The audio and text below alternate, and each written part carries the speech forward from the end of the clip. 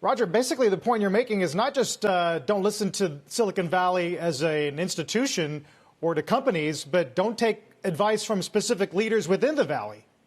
Well, Carl, what I'm really suggesting here is that the country is going through a moment of self-reflection. The combination of the pandemic, the economic contraction that has accompanied it, and the murder of George Floyd are causing the country to reconsider a lot of its values. And there are issues in our society that are structural that we're contemplating and talking about and discussing and open to changing for the first time in memory. And Silicon Valley plays a huge role in many of those issues. If you think about the issues of facial recognition and how that is used to discriminate in policing, and if you think about how artificial intelligence has been used to in job applications, mortgage applications, and policing, again, with discrimination built into it. These are issues that really result from the philosophy of Silicon Valley of shipping products whenever you have a minimal viable product. And that idea, the idea that you don't have to be responsible for safety, that is really deeply baked into the current culture of Silicon Valley. And it's not because these are bad people, and it's not because this didn't work in the past. It's because the technology is so powerful now that society just needs an opportunity to adjust. And my advice to anyone running for president, anyone running for office, is that Silicon Valley is so important to our growth, that technology is so important to the country's future, that it needs to have safety nets and it needs to have essentially guardrails to keep it from losing touch with the country's highest priorities. Right. Growing rapidly, right. Reaching global scale is not as important. Go ahead. It sounds like you're delineating between tech policy within an administration and the difference between that and using technology to get elected in the first place, right? What about the second part?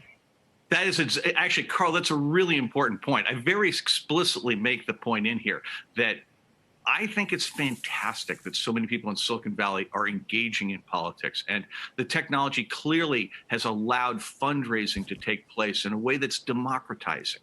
There's so much good about technology, and it can be very good in the political process. Obviously, you can use it to suppress votes also, and I don't like that, but I do like the way it's used to raise money. I do like the way it's used to create engagement. And the notion that the leaders of Silicon Valley are helping candidates do that, in my mind, that's a good thing. I'm really talking about the technology the policy that follows someone getting elected. Well, Roger, it's John. Good morning.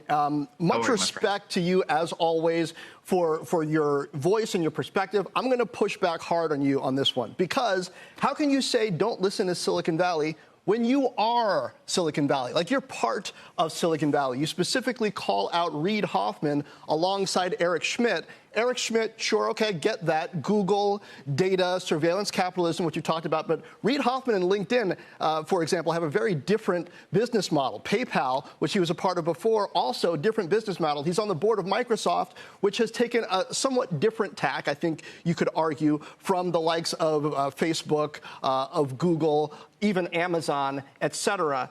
And then Apple is part of Silicon Valley, and it's had a very different voice about encryption and about the use of customer data. So you're saying, really, aren't you part of Silicon Valley, not all of Silicon Valley that doesn't need to be listened to? Yeah, I didn't write the headline, John. The point that I'm making is, and I believe that both Eric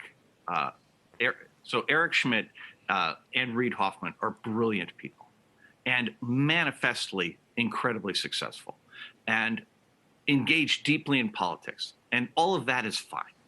I'm making the point that Reid has been the spokesman for blitz scaling, which is this notion of growing companies as rapidly as possible, that you care much more about speed and scale than you do about efficiency or any other value, and that has been if you will, the secret to building enormous wealth for many, many people. But it's also produced business models that are predatory, and it's produced business models that are very destructive. Remember, Reed was one of the first investors in Facebook, deeply involved in all of those things. And Ed Greylock has funded lots of incredibly successful companies. And again, my point is, we're not going to get to rewrite history. I just would like to have different voices. And I'm not suggesting Here's my concern, though, Roger, is that I think Silicon Valley these days has become sort of like what the banks were during the financial crisis. People have a tendency to paint things with a broad brush and not see the nuance. And I think Reed, I've talked to him at some length about this,